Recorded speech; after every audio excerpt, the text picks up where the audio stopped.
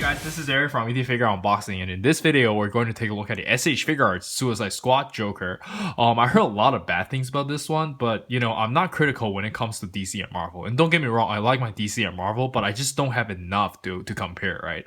But anyways, let's check out the box. It looks really good. I love the coloring. And here's the left of the box. Here is the right of the box, and here is the back of the box. And let's not waste any more time and bust this thing open. Alright, so here we have the figures still in the packaging, and he came with very little accessories. Which is really bad because these are premium figures. Like, they cost around like $50 shipped or something. So I feel like they should have given us a little bit more. Maybe just one more head sculpt, right? But anyways, there's nothing we can do about it, and let's bust this thing open. Alright, so here we have the figure itself, and to be honest, my first impression on this guy is actually pretty good. I love the sculpt, I love the paintwork, the metallic silver looks really nice, and I love all the shading. And the QC issue seems to be non-existent. Like, everything looks very clean. I don't know, like, I think the face looks pretty good as well. It doesn't even look as pixelated as some of the other S.H.Figuarts, and I think they captured the likeliness very well. But again, I don't have any other Jokers to compare with, and it seems like people like the Medicos and the Mezco 112 better than this one. But for now, I think I like what I'm seeing over here. It looks pretty good. And let's jump straight into the articulation. Alright, so for the articulation, let's quickly go over it from the neck down. He can look up about this much, he can look down about this much, and he can move his neck like so. I've seen better articulation, but this is pretty decent already. And the shoulder, I think he has kind of like a butterfly over here. And you can, yeah, move it like that, and you can go all the way up. So this is actually very well designed. I really like this. And you don't really have to worry about chipping paint over here. Some of the figures do, but I think they handle this very well. And you can curl about this much, and I think you have a little bit of bicep swivel over there. And you do have the ball wrist just like usual. And the torso is actually pretty bad though. Like, these are on a softer material, but he can't really bend, I think. Yeah, he can't really bend over there. But the hip is actually pretty good. And these are on a softer material, just like the Figma figures. And I don't think he has any like pull down joints, right? Yeah, he doesn't have any pull down hip, but you can you know, kick all the way up like so. And you do have a little bit of a swivel in there, so that's pretty good. And you can bend his leg about this much. Not the greatest range, but I don't really think he needs it anyways. And the bottom of the leg, I think this is just on a standard ball joint, so the movement is not that great, but again, I don't think you really need it. And you do have the toe hinge, and I think that's it for the articulation. And let's jump straight into the accessories. Alright, so before we get into the accessories, let me just kind of show you guys his face once again. It looks very good, and I really like it. Alright, so next up we have kind of like a calm looking face, and I think this one just doesn't look that good. I'd rather get something more crazy, right? But I think this is where they're lacking a little bit in accessories.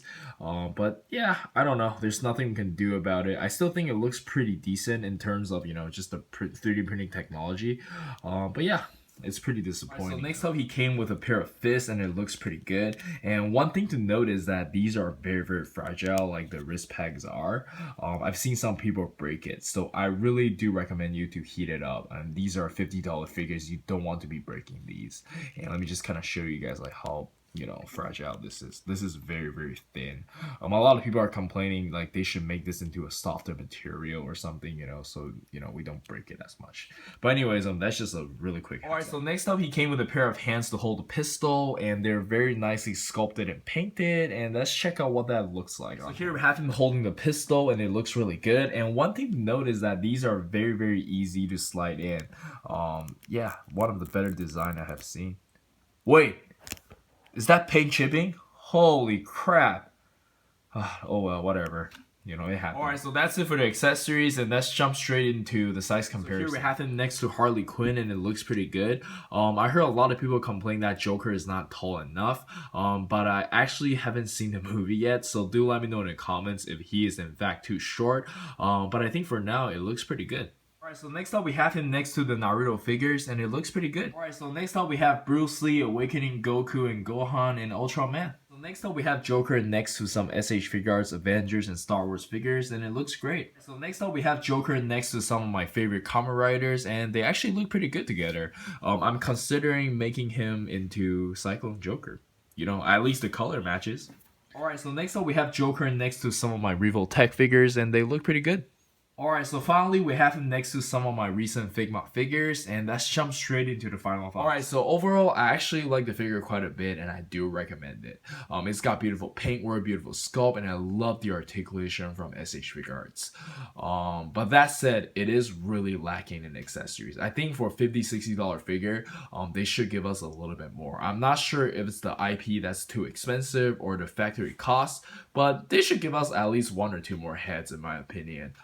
But you know, we can always complain for more, so you know, there's really no point for me to say this. But I think this figure would have been nice if it's like $40, right?